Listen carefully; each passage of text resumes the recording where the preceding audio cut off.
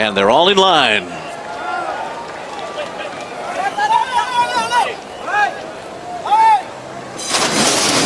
They're off in the Pegasus World Cup, and what a start from Mucho Gusto, who fires out to the early lead, and Diamond Oops has early speed as well. Bodie Express is 3 wide going into that turn, and then it's Tax in between horses, and moving on the outsider, Higher Power in company with Mr. Freeze, who's now bursting toward the front, and Mr. Freeze with a bold early move has established the lead onto the backstretch, in front by a length over Mucho Gusto. Then Bodie Express, Higher Power to the outside. That opening quarter mile is up in 23.79 seconds as they head on to the backstretch. Diamond Oops is back there running in 5th, Tax 6th on the outside. Then it's True Timber along the rail, followed by Seeking the Soul. Tenfold is second last, and War Story has been left behind to trail the field as they continue their run up the backstretch here. So it is front running Mr. Freeze, who's on top by 3/4 of a length. Bodie Express on the outside runs along in second through a 47.48 half mile. And right in behind the leaders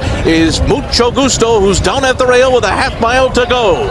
And Higher Power is being ridden to go now on the outside. Diamond Oops is behind them running in 5th, Tax 6th on the outside. And then it's Tenfold around the far turn.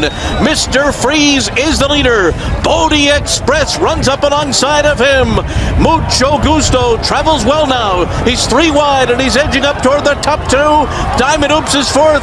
Higher Power's under pressure, and here comes Mucho Gusto, and they're into the stretch, and Mucho Gusto is taking the lead. Mucho Gusto comes to the 8th pole, opening up to lead by 4, and back into second is Mr. Freeze on the inside. Then Bodie Express, Diamond Oops, War Story running on late. Mucho Gusto in the Pegasus World Cup. He won it by 5 lengths. Mr. Freeze was second, War Story was third, Diamond Oops finished 4th, and the final time was 1 minute 48.85 seconds. Bob Baffert, Irad Ortiz Jr., Mucho Gusto in a landslide, guys. You know, he almost broke Too Good because he was on the lead. Exactly. And then Bodie Express went up and challenged him. A really good decision by Irad Ortiz in the first turn to ease him back. The question was, would the horse allow him to do that? He did. The horse settled. He let a couple of horses lead the way. Then he tipped him out, turning for home.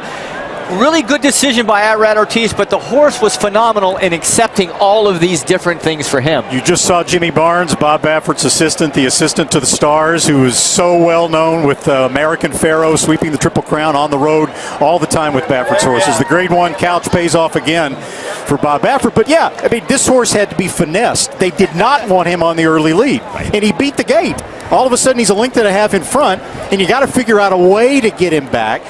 They probably didn't want him down on the inside. No, because typically he's best outside horses in the clear. So really a great race and performance by a horse with all the elements of the race different than what he's used to.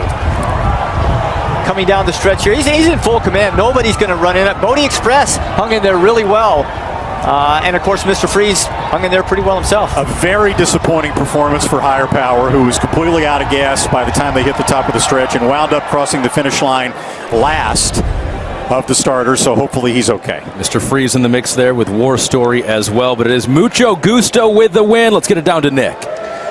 And I'm with Jimmy Barnes, the assistant trainer, the well-known assistant trainer to Bob Baffert. Jimmy, congratulations. You just said to me, I do all my best work by myself. Mr. Baffert will be very pleased. Have you spoken to him? Not yet, but I will be talking to him soon. And this horse has clearly settled into Florida well. Could you have expected a performance of that dominance? Absolutely. You know, this horse was a fresh horse, and he'd been training outstanding, so we were expecting a big performance today. And when the 2 horses came out on Thursday, that could only have increased your confidence. Well, it did increase us, and we moved into post position, so yeah. This horse has been brought here, in a sense, to prepare for the $20 million race in Saudi Arabia. Is he a tough enough horse to take this and that in 6 weeks? Absolutely. We'll go home and reevaluate the situation, but I see no reason why he couldn't. So we could be looking at a horse now for 2020 who can string together several Grade 1 races. Hopefully he will. Jimmy, congratulations. Well done. Thank you. What an emphatic victory by Mucho Gusto in the $3 million Pegasus World Cup, and for the trophy presentation to His Royal Highness, who obviously is not here today, but I'm sure very thrilled by that victory, Prince Faisal bin Khalid, and accepting the award on behalf of Jill and Bob Baffert is Zan Wilson. For the chairman and president of the Stronach Group, Belinda Stronach, will you do us the honors, please? Gorgeous trophy there, and of course the Pegasus World Cup rings. And while I get to that, Irad, we haven't had the moment to speak with you. It's one thing watching how a race unfolds. Just tell me, for you, coming around that final turn, how much you knew you had to get such a powerful victory.